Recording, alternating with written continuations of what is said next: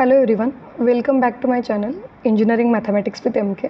तर आज आपण बघतोय रेक्टिलिनियर मोशन हा टॉपिक.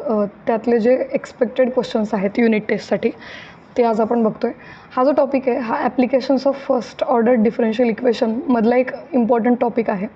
ओके, आणि या टॉपिकवरती 100% क्वेश्चन येऊ शकतो. ठीक आहे, तर याच्यामध्ये रेक्टिलिनियर मोशनमध्ये जो लॉ आपण फ्रिक्वेंटली यूज करतो तो लॉ आधी आपण बघूयात. तो म्हणजे Newton's second law of motion. Okay,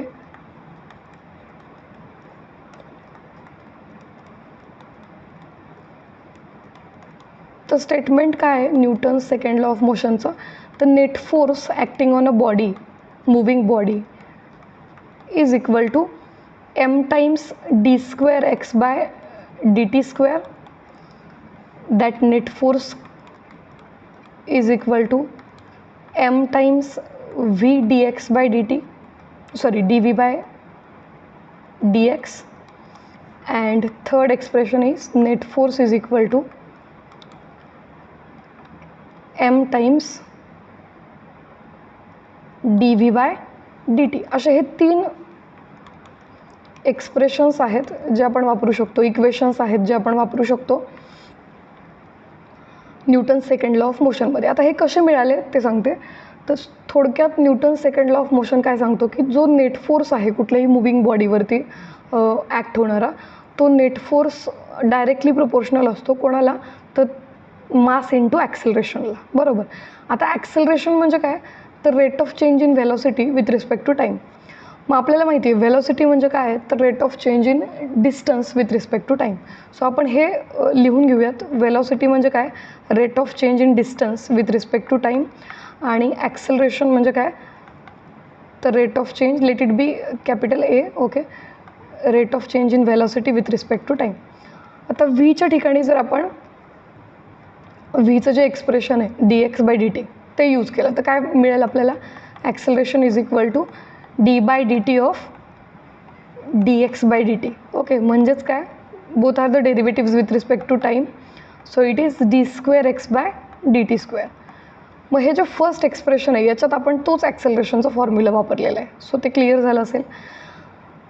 आणि थर्ड एक्सप्रेशन जे आहे तिथं आपण D V by D T वापरले स्ट्रेट फॉरवर्ड. सो ते पण क्लिअर झालं असेल. आता प्रश्न हा आहे की हे जे मिडल एक्सप्रेशन आहे M V D V by D X हे कसं मिळवलेलं आहे? तर बघा, M V D V by D एक्ससाठी M V D V by D एक्ससाठी तुम्ही ह्या चेनचा यूज करू शकता. व्ही हे कोणाचं फंक्शन आहे? डिस्टन्सचं फंक्शन आहे. बरोबर. आणि डिस्टन्स हे कोणाचं फंक्शन आहे? तर टाईमचं फंक्शन आहे. इथं तुम्ही डी व्ही बाय डी टीला कसं रिराईट करू शकता? By using this chain. आधी व्हीला डिफरन्शिएट करा विथ रिस्पेक्ट टू एक्स, म्हणजे D V by D X multiplied by व्हीला एक्सला डिफरन्शिएट करा with respect to T. So D X by D T. आता आपल्याला काय माहिती आहे की rate of change in distance with respect to time is V. So we can write it as V D V by D X. मग तेच त्यांनी केलेलं आहे. तर डी व्ही बाय डी टीला त्यांनी काय रिराईट केलं?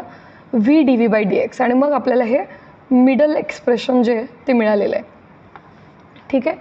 So these are the three formulae we can use in the rectilinear problems. Okay, rectilinear motion problems. So आता हा जो प्रॉब्लेम आहे, a body of mass M falling from rest is subjected to the force of gravity and an air resistance, okay, proportional to the square of velocity, that is kv square. If it falls through a distance x and possesses a velocity v at that instant, then prove that 2kx divided by m, ithe divided by log of a square divided by a square minus v square, where mg is equal to ka square. What is mg here? mg is the force of gravity. It is equal to ka square. Okay, raised to येतो. ठीक आहे, ka square हे आपल्याला prove करायचं आहे. ठीक आहे, तर दिलं आहे काय? A body is at rest. Okay, इथं ती बॉडी आणि इथून ती खाली पडते. बरोबर. आता सपोज ती या पोझिशनला, ग्राउंड पोझिशनला येत असेल इथं, तर याच्यावरती जो फोर्स ऑफ ग्रॅव्हिटी आहे, ओके, तो फोर्स ऑफ ग्रॅव्हिटी कुठल्या डायरेक्शनमध्ये वर्क करतो, या डायरेक्शनमध्ये वर्क करतो. म्हणजे ज्या डायरेक्शनमध्ये बॉडी मूव्ह करते किंवा ती बॉडी खाली पडते तर ती ज्या डायरेक्शनमध्ये आहे त्याच डायरेक्शनमध्ये तो फोर्स ऑफ ग्रॅव्हिटी वर्क होतो, म्हणजे mg वर्क होतो. आता अजून एक फोर्स त्याच्यावरती ॲक्ट होतोय, तो म्हणजे एअर रेझिस्टन्स. एअर रेझिस्टन्स म्हणजे काय, रेझिस्टन्स म्हणजे तो अपोज करतोय ना त्या बॉडीला, मुव्हिंग बॉडीला अपोज करतोय, म्हणजे डायरेक्शन जी आहे ती अपोजिट आहे. ओके, सो ती जी डायरेक्शन आहे ती कशी यायला पाहिजे, अशी यायला पाहिजे, बरोबर. आता तो air resistance directly proportional to K V square असं दिलेलं आहे त्यांनी, square of the velocity. Okay, म्हणजे के व्ही स्क्वेअर हा तुम्ही तो घेऊ शकता एअर रेझिस्टन्स, पण त्याचं साईन जे आहे ते निगेटिव्ह घ्यायचं, कारण अपोजिट डायरेक्शनमध्ये तो ॲक्ट करतोय त्या बॉडीवरती. ठीक आहे, या गोष्टी गिवन आहेत. आता ही रेस्ट पोझिशन आहे, म्हणजे इथं नक्कीच टाईम 0, वेलॉसिटी 0 आणि डिस्टन्स 0 असणार आहे, बरोबर. So this is your initial condition. T is 0, V is 0 and X is 0 at the initial position. आता आपण हा नेट फोर्सचं कोणता फॉर्म्युला वापरायचं, 3 वेगवेगळे फॉर्म्युले आहेत, त्यातला कुठला आपण वापरणार आहे ते कशावरून ठरवायचं, तर जे तुमचं प्रूव्ह दॅटचं स्टेटमेंट आहे त्याच्याकडे बघा, त्याच्यामध्ये एक्स आणि व्ही वापरलेले आहेत. म्हणजे तुम्ही कोणतं एक्सप्रेशन वापराल, कुठलं इक्वेशन वापराल, तर तुम्ही हे जे मिडलवाले हे तुम्ही वापरणार आहे, कारण याच्यामध्ये टाईम आणि डिस्टन्स असं दिसतंय का, नाही. याच्यामध्ये वेलॉसिटी आणि टाईम असं दिसतंय का प्रूव्ह दॅटच्या स्टेटमेंटमध्ये, नाही. तर याच्यामध्ये काय दिसतंय आपल्याला, वेलॉसिटी आणि डिस्टन्स दिसतंय, म्हणजे आपण मिडल फॉर्म्युला जो आहे तो वापरणार आहे. Okay, so net force is equal to by Newton second law of motion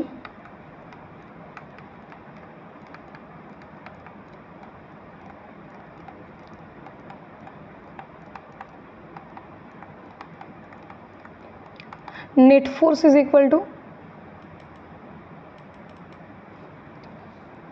net force is equal to m times v times dv by dx. ठीक आहे, आता नेट फोर्स याच्यावरती ॲक्ट करणारे फोर्सेस कोणते कोणते आहेत, फोर्स ऑफ ग्रॅव्हिटी आहे आणि एअर रेझिस्टन्स आहे. फोर्स ऑफ ग्रॅव्हिटी म्हणजे काय, mg. ओके, आणि एअर रेझिस्टन्स तो मायनस घ्यायचा, निगेटिव्ह घ्यायचा, का, कारण तो उलट्या डायरेक्शनमध्ये वर्क करतो. Okay, so mg minus K V square is equal to mv dv bye dx. आता हा mg जो आहे त्याची व्हॅल्यू पण तुम्हाला दिलेली आहे, it is K A square. Okay, so mgची व्हॅल्यू पण आपण के ए स्क्वेअर घेणार आहे, बरोबर, minus K V square is equal to mv dv bye dx. याच्यामध्ये के ए स्क्वेअर आणि के व्ही स्क्वेअर याच्यातून आपण केला कॉमन घेऊ शकतो, आतमध्ये काय उरणार आहे, A square minus V square is equal to mv dv bye dx. Now this differential equation can be reduced in variable separable form. Okay, याला व्हेरिएबल सेपरेबल फॉर्ममध्ये आपण कन्वर्ट करू शकतो. कसं कन्वर्ट करता येईल, dxला लेफ्टला शिफ्ट करायचं आहे आणि mv dv keep it on right hand side. So k times a square minus V square is equal to dx is equal to mv dv. m पण कॉन्स्टंट आहे, त्याला पण आपण लेफ्टला शिफ्ट करूयात. So K by m a square minus V square dx is equal to v D v. Variable separate झालेत का, नाही झालेले, कारण a square minus V square हे व्हीचं फंक्शन आहे आणि ते लेफ्टला दिसतं आहे, सो त्याला पण आपल्याला राईटला शिफ्ट करावं लागेल. So K by M D x is equal to V by V D V by A square minus V square. Now the variables are separated. K आणि एम कॉन्स्टंट आहेत because M is the mass of the body and K is the constant of proportion. Okay, so on integrating, this is variable separable form, so variables are separated. Okay, so on integrating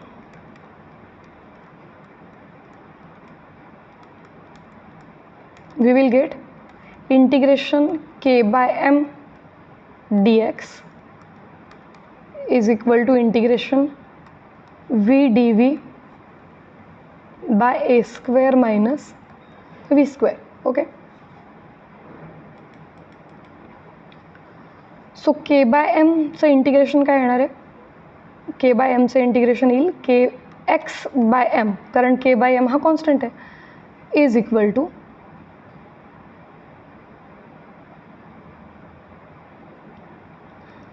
V by A square minus V square. Okay. याला integrate करण्यासाठी आपण एका फॉर्म्युलाचा आधार घेऊ शकतो. तो formula कुठला आहे? Integration of, मी तो रेडमध्ये लिहिते म्हणजे तुम्हाला लक्षात येईल. ओके. तो जो फॉर्म्युला आहे तो integration f dash by f d x is equal to log of f plus c. हा जो फॉर्म्युला आहे तो आपल्याला वापरायचा इथं. मग त्यासाठी काय लागणार आहे? तर डिनॉमिनेटरचं डेरिव्हेटिव्ह न्यूमरेटरमध्ये पाहिजे, म्हणजे ए स्क्वेअर मायनस व्ही स्क्वेअरचं derivative with respect to V न्यूमरेटरमध्ये पाहिजे, म्हणजे -2v पाहिजे न्यूमरेटरमध्ये, बरोबर. सो तो -2v आहे का इथं? नाही आहे, फक्त व्ही आहे. सो -2 आपण ॲडजस्ट करू शकतो. ठीक आहे. इथं कॉन्स्टंट ऑफ इंटिग्रेशन ॲड करायचं बाकी आहे. कॉन्स्टंट ऑफ इंटिग्रेशन ॲड करा plus c on this left hand side. ठीक आहे. सो काय मिळेल?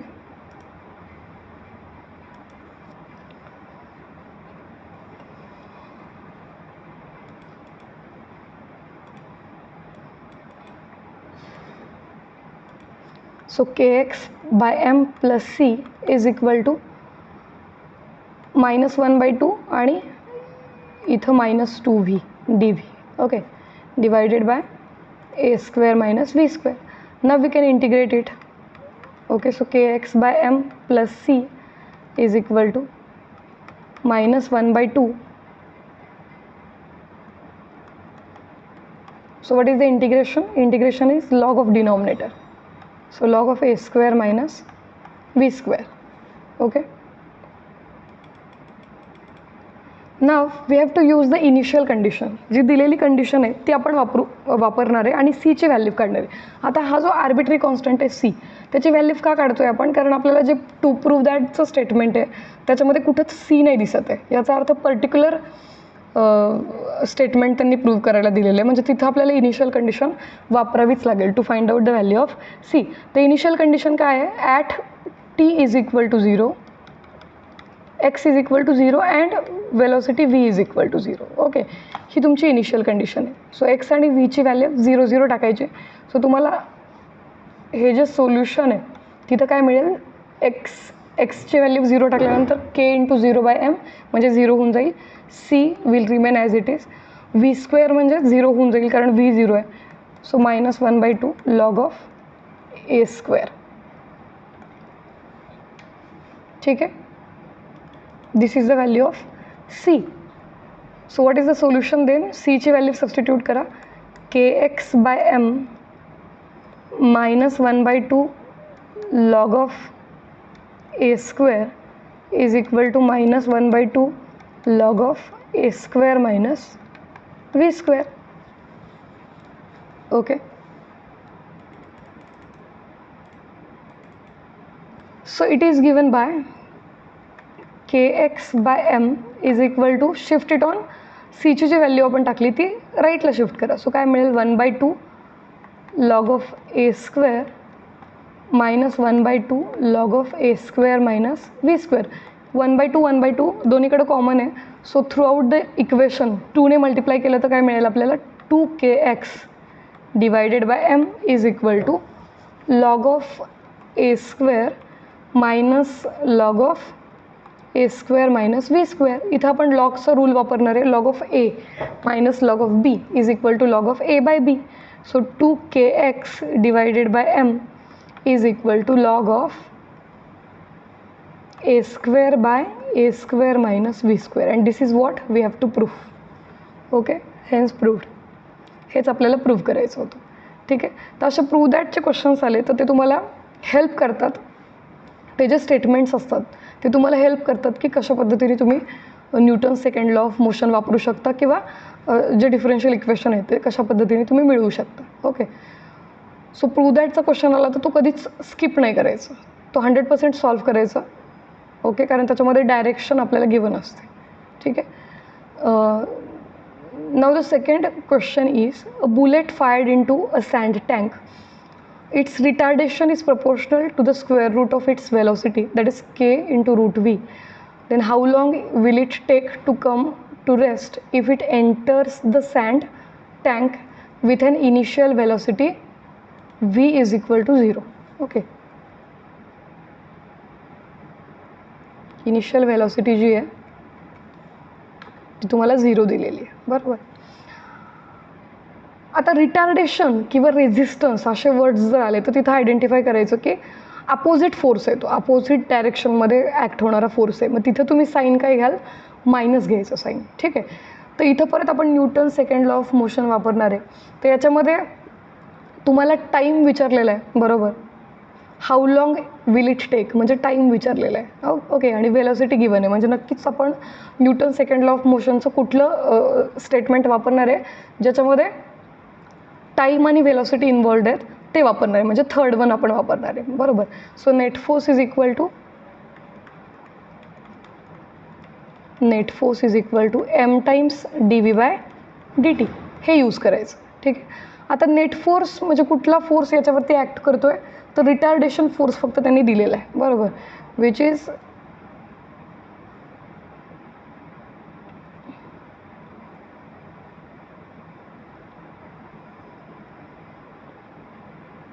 ओके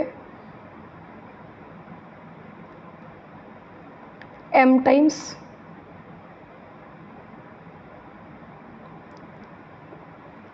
के root v. Okay, minus sign का द्यायचं, कारण तो अपोजिट डायरेक्शनमध्ये वर्क करतो, is equal to m d V by D t, ठीक आहे.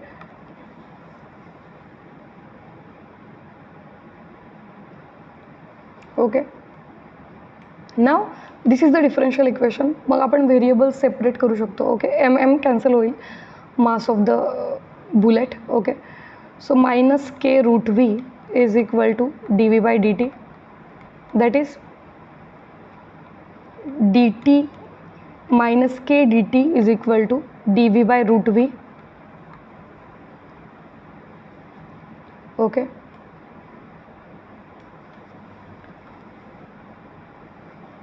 the variables are separated.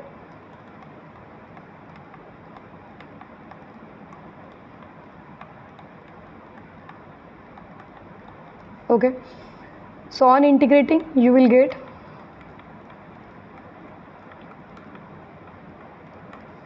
integration minus k dt is equal to dv integration dv by root v. Okay, थोडंसं याला सिम्प्लिफाय करूयात आपण. Minus k d t is equal to 1 by root v म्हणजे काय, v raise to -1/2, okay, d v. So इथं आपण जो basic x raise to n वाला फॉर्म्युला आहे तो वापरणार आहे. Integration of x raise to n तुम्ही रेडने लिहिते म्हणजे तुम्हाला आयडेंटिफाय होईल की आपण काय यूज करतो आहे, ठीक आहे. सो काय फॉर्म्युला आहे, integration x raise to n d x is equal to x raise to n plus 1 divided by n plus 1 plus c. इथं आपण व्हीमध्ये आपल्याला डिफरन्शियल दिलेलं आहे, सो तो आपण व्हीमध्ये तो फॉर्म्युला वापरणार आहे, ठीक आहे. सो काय येईल integration, okay,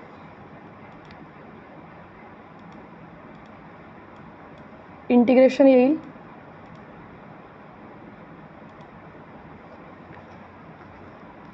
minus k t is equal to v raise to 1 - 1/2 divided by 1 - 1/2 plus c. Actually आपण 1 प्लस जो एन आहे तो घेतो आहे, पण एनची व्हॅल्यू इथं -1/2 आहे म्हणून तो -1/2 आला, ठीक आहे.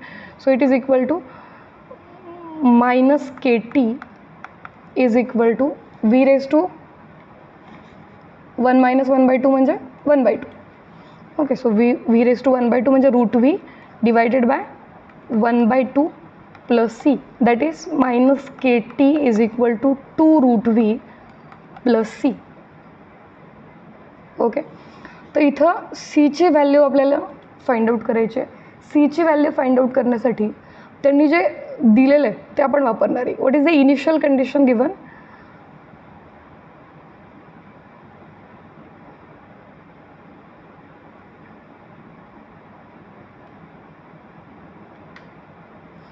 How long will it take to come to rest if it enters the sand tank with an initial velocity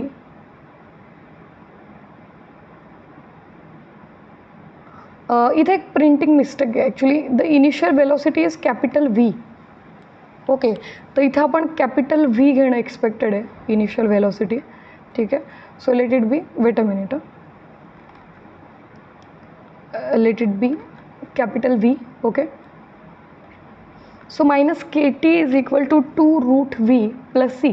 तर इनिशियल कंडिशन काय गिवन आहे, initial velocity is capital v, म्हणजे जेव्हा टी 0 असतो त्यावेळी तुमची वेलॉसिटी काय असते, कॅपिटल व्ही असते. ओके, तर टाईम आपण 0 टाकणार आहे बरोबर याच्यामध्ये. So 0 is equal to 2 times √v plus c. So what is the value of c then, c is equal to -2√v. ही तुमच्या सीची व्हॅल्यू आहे.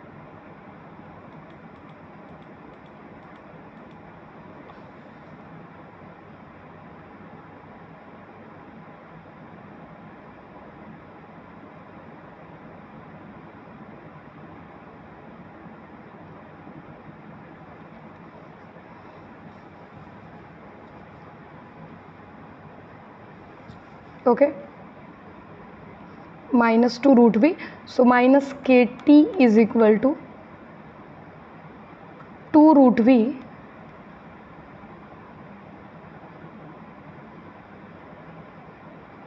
minus 2 capital √v. Okay, capital v घ्यायचं आहे इनिशियल वेलॉसिटी. आता त्यांनी विचारलं काय, how long will it take to come to rest पोझिशनला येण्यासाठी किती वेळ घेईल ती, म्हणजे त्या जिथं वेलॉसिटी 0 होईल, रेस्टला येण्यासाठी वेलॉसिटी काय व्हायला पाहिजे, 0 व्हायला पाहिजे बरोबर. म्हणजे वेलॉसिटी कुठं 0 होईल हे विचारले त्यांनी. म्हणजे आता आपण काय करणार आहे, तर स्मॉल व्हीची व्हॅल्यू काय टाकतोय आपण, वेलॉसिटी हे जे व्हेरिएबल आहे त्याची व्हॅल्यू आपण काय टाकतो, 0 टाकतो, आणि त्यावेळी टाईम काय असेल ते आपल्याला ओळखायचं आहे. सो स्मॉल व्हीची व्हॅल्यू याच्यात 0 टाका, put small v is equal to 0. So you will get minus KT is equal to small v 0 टाकल्यामुळं पहिली टर्म 0 होऊन जाईल राईट साईडला, -2 times √v. Okay, so it is equal to, आता तो टाईम जो आहे तो काय मिळेल आपल्याला मग, -2√v divided by -k, that is 2√v divided by k. So this is the time where the after this time you will get the velocity as 0 velocity, that the bullet will come at rest. Okay, so this is the answer. Now next question is, a chain is coiled up near the edge of a smooth table and it just starts to fall over the edge. Okay, when a length x has fallen, its velocity v is given by xv dv by dx. Okay, म्हणजे direct differential equation दिलेलं आहे तुम्हाला, xv dv by dx plus v² is equal to gx, where g is the gravitational constant. Show that if v is equal to 0 at x is equal to 0, then